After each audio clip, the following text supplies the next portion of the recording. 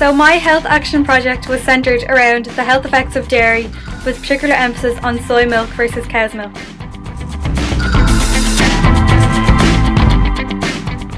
I wanted to create a video that sustains the attention of viewers while being informative and thought-provoking. My aim was to get people thinking about dairy alternatives and also to create a discussion around the topic. It was my hope that through watching this video people would reconsider their dairy consumption and make more informed choices about what they put into their bodies. It was also my aim to spread the video to various cafes and restaurants around Dublin in order to encourage them to provide dairy-free alternatives if they already didn't. My project involved two separate parts which came together to create discussion and encourage change. The first part involved creating an animated video with two characters discussing the health effects of dairy and the benefits of dairy alternatives. One character was pro-dairy and the other was pro-dairy alternatives, and the discussion went back and forth between the two, capturing the stereotypical statements and questions from a dairy consumer and putting them up against the facts about dairy and the reality of its consumption. I included a clip from an old milk advertisement at the beginning and at the end of the video to catch people's attention and then to leave them with a memorable message. The second part of my project involved sending the video in an email to 19 cafes and restaurants around Dublin, along with information about my project and dairy alternatives. I also inquired into whether they offer dairy-free alternatives and the reasons for this. I wanted to find out how easily available dairy alternatives are in order to gauge just how difficult it would be for people to cut out dairy from their diets.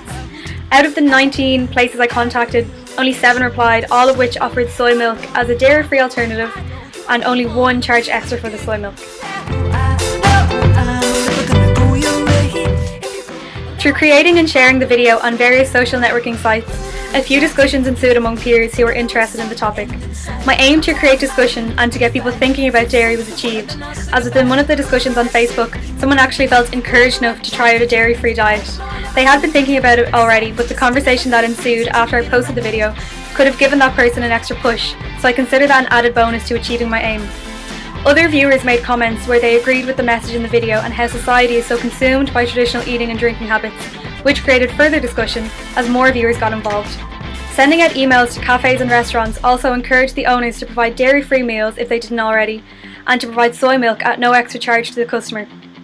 Encouraging free soy milk on campus and vegan cheese at a local pizza company were also part of my achievements. I'm still watching the results of the project unfold as more people are asking me personally about dairy-free alternatives, as they are giving the health effects of dairy more thought, which is exactly what I wanted to achieve. Firstly, I learned a lot more about a topic that I was already interested in, so this has given me a start to becoming an expert on the topic of dairy and dairy-free alternatives. I've also learned how difficult it is to influence people's decisions when it comes to diet. A video alone didn't change people's minds, but I've learned that when it's accompanied by discussions, feedback and conversations around the topic, people are more likely to become influenced as it's coming from various sources rather than just from one source. I've also learned how difficult and time-consuming it is to make a video, so I would encourage anyone making a video to give themselves a lot of time to plan ahead and to stick to a schedule.